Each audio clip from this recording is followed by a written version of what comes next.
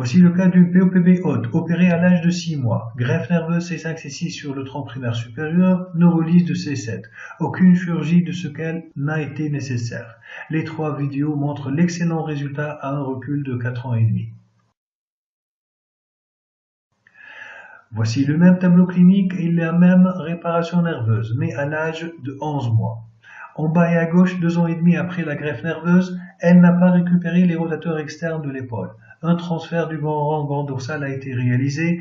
À droite, vous notez la récupération d'une rotation externe active et l'amélioration de l'abduction de l'épaule.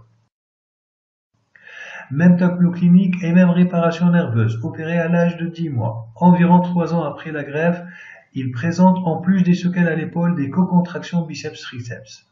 Il lui a été fait au même temps opératoire d'abord une désinsertion du long chaîne du triceps. Vous voyez à droite l'amélioration de la flexion du coude, de la fonction de l'épaule et en particulier de son abduction. Là, c'est une POPB totale, opérée à l'âge de 10 mois. Il a eu une greffe de C5 sur le tronc primaire supérieur et de C6 sur le tronc primaire inférieur. À l'âge de 5 ans et demi, il a eu une chirurgie des séquelles à l'épaule avec une désinsertion du long chaîne du triceps, ce qui a permis d'améliorer le résultat à l'épaule et au coude. L'enfant a une assez bonne prise qui s'améliorera en renforçant l'extension du poignet par un transfert tendineux.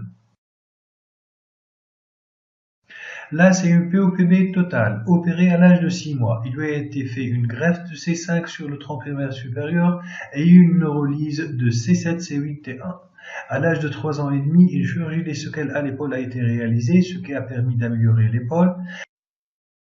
À l'âge de 6 ans et demi, on a fait un transfert du fléchisseur commun superficiel du 4 sur le pouce pour essayer de réanimer l'opposition. Vous voyez le résultat à l'âge de 10 ans et 11 ans.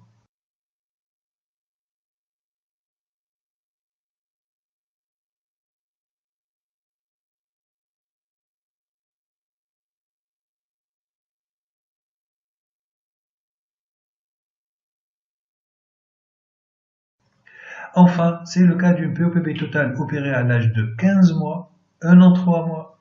Il lui a été fait une greffe nerveuse de C5 sur le tronc primaire supérieur, de C6 sur le tronc primaire moyen et une neurolyse de C8-T1. Il lui a été fait une chirurgie des séquelles à l'épaule à l'âge de 4 ans 4 mois. Le résultat à l'âge de 6 ans et à l'âge de 10 ans. Pour conclure, il faut savoir qu'une réparation nerveuse est indiquée en cas de POPB haute en l'absence de récupération de bon biceps à l'âge de 6 mois. En cas de POPB totale, l'indication repose sur la présence de signes d'arrachement et ou d'un retard de récupération du biceps, mais aussi des autres muscles du membre supérieur. L'IRM doit être systématiquement demandé en préopératoire, quel que soit le type de POPB. Pour les résultats, les meilleurs résultats sont ceux des paralysies hautes. Dans les paralysies totales, on ne peut pas être très optimiste vu la gravité des lésions initiales, mais les objectifs sont le plus souvent atteints. Les parents doivent être avertis de ce qu'on attend de cette chirurgie. Enfin, après une réparation nerveuse, le résultat du traitement des séquelles est meilleur que celui des récupérations spontanées tardives.